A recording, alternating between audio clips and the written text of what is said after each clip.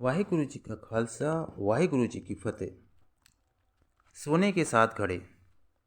एक नाई था। वह एक राजा के पास काम करता था। राजा के बाल वगैरह काटा करता था। क्योंकि राजा के पास काम करता था तो उसको काफ़ी पैसे मिलते थे। उसकी शादी हो गई। वह अपनी पत्नी का बड़ा ख्याल करता था।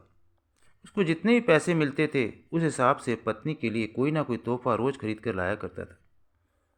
नाई और उसकी पत्नी ने कुछ लोगों से मेल जोल बढ़ाना शुरू किया, क्योंकि समाज में इंसान एक दूसरे के साथ मेल जोल बढ़ाता ही है। तो नाई ने सोचा, क्यों ना मैं राजा के महामंत्री और मंत्रियों से भी मिलूं। जब उसने उनसे मिलना शुरू किया तो उसे लगा कि उन लोगों की पत्नियों के पास तो बहुत ज़्यादा जेवर हैं। उसने जितने भी पैसे जमा कर रखे थे वे निकाले, जाकर पत्नी के लिए जेवरात खरीद ले आया। जब पत्नी ने जेवरात अगली बारात में पहने तो वे बहुत छोटे छोटे लगे। जब पति पत्नी में बातचीत हुई तो पति उससे कहने लगा कि हम खाना कम कर देते हैं ताकि पैसे जोड़ें और बचा सकें। तो मैं चाहता हूँ कि तू बड़ा सज धज के रहा कर, खूब जेवर पहना कर, ताकि लगे कि हम लोग भी अमीर हैं, गरीब नहीं हैं। उन्होंने खाना कम कर दिया। जब खाना कम खाया तो शरीर में कमजोरी आनी शुरू हो गई। राजा ने एक दिन पूछा कि तू कमज़ोर क्यों हो रहा है भाई? क्या तुझे पैसे कम मिलते हैं? उसने कहा, नहीं, पैसे तो आप काफ़ी देते हैं महाराज, पर थोड़े और दोगे तो मेरे लिए अच्छा हो जाएगा। राजा ने कहा, अच्छा, मैं तेरी तनख्वाह दुगनी कर देता हूँ। जब आमदनी दुगनी हो गई तो वह और पैसे बचाने की कोशिश करने लगा। फिर भी उसे लगा कि मेरे पास वह कुछ नहीं है जो मैं चाहता हूँ। तो वह हर वक्त तंग परेशान रहने लगा कि मेरे पास और पैसे होने चाहिए ताकि मैं अपनी बीवी के लिए और जेवरात खरीद सकूं। एक दिन ऐसे ही ख्यालात में डूबा हुआ वह जंगल में से गुजर रहा था। वहां पर उसे एक आवाज़ आई और आवाज़ ने कहा, क्या तुम बहुत सारा सोना पाना चाहते हो? उसने सोचा, देखा आवाज़ कहाँ से आई है। उसने इधर उधर देखा तो कोई दिखाई ना दिया। आवाज़ फिर से आई, पर कोई दिखाई ना दिया। आवाज़ फिर से आई, क्या तुम बहुत सारा सोना पाना चाहते हो? तो आज जब घर जाओगे तो तुम्हें सोने से 7 बड़े बड़े घड़े भरे हुए मिलेंगे। उसने सोचा, ऐसा कैसे हो सकता है? ये मेरे दिमाग का फितूर है। मैं सोचता रहता हूँ कि मुझे पैसे चाहिए, पैसे चाहिए। पर जब वह अपना काम करके घर पहुँचा तो बीवी दरवाजे पर खड़ी थी। भागी भागी आई और उसने कहा, आप हैरान रह जाओगे, हमारे घर में कहीं से 7 बड़े बड़े घड़े आ गए हैं और लग रहा है जैसे सोने से भरे हुए हैं। दोनों बड़े खुश हुए। उन्होंने पहले एक घड़ा खोला, देखा पूरा सोने से भरा हुआ था। दूसरा घड़ा खोला, वह भी सोने से भरा हुआ था। तीसरा खोला, चौथा खोला, पांचवा खोला, वह भी भरा हुआ था।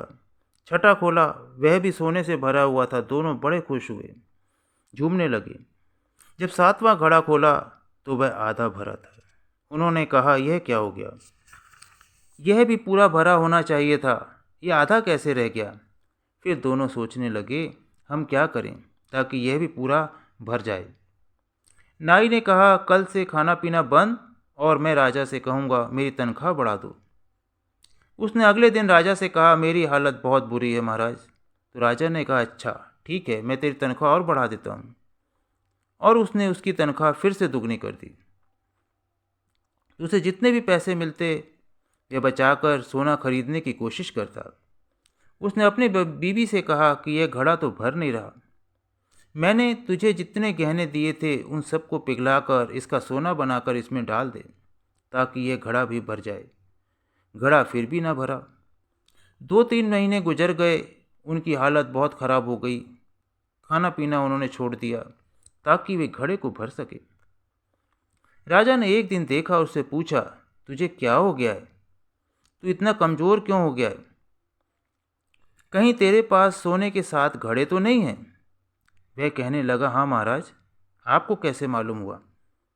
राजा ने कहा, मेरे पास भी एक बार 7 घड़े आए थे जो कि सोने के थे। 6 भरे हुए थे लेकिन 7वां आधा खाली था। तो नाई ने पूछा, महाराज उसको आपने कैसे भरा? राजा ने कहा, मैं भी उसको न भर सका, जितना भी मेरे पास सोना था मैंने सब डालने की कोशिश की, पर वह घड़ा कभी नहीं भरा। तो राजा ने कहा, मुझे यह बात समझ में आ गई कि यह जो 7वां घड़ा है यह इच्छाओं का घड़ा है।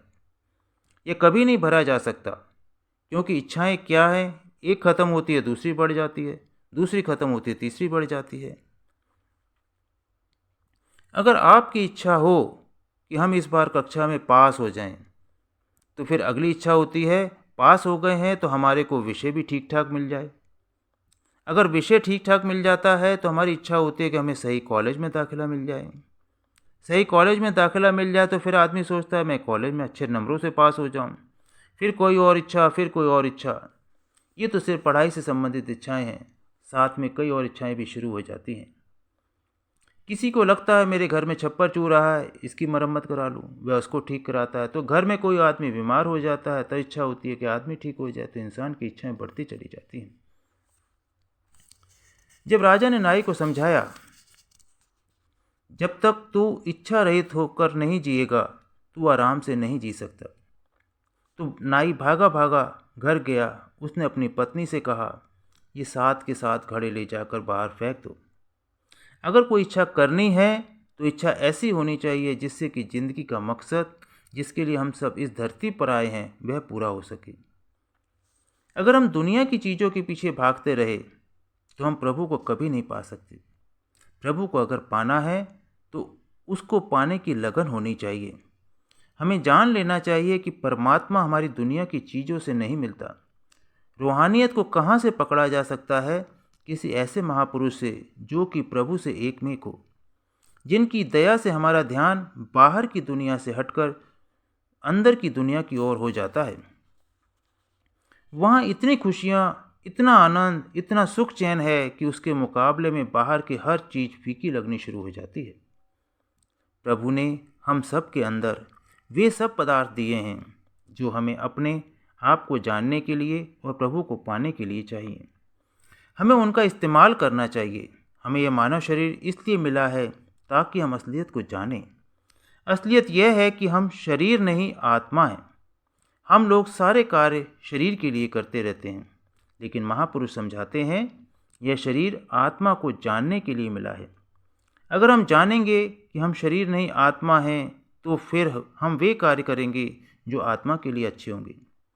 आत्मा के लिए क्या अच्छा है? प्रेम से जीना, सच्चाई से जीना, निष्काम सेवा भाव से जीना, अहिंसा से जीना, ताकि कहीं हलचल ना हो।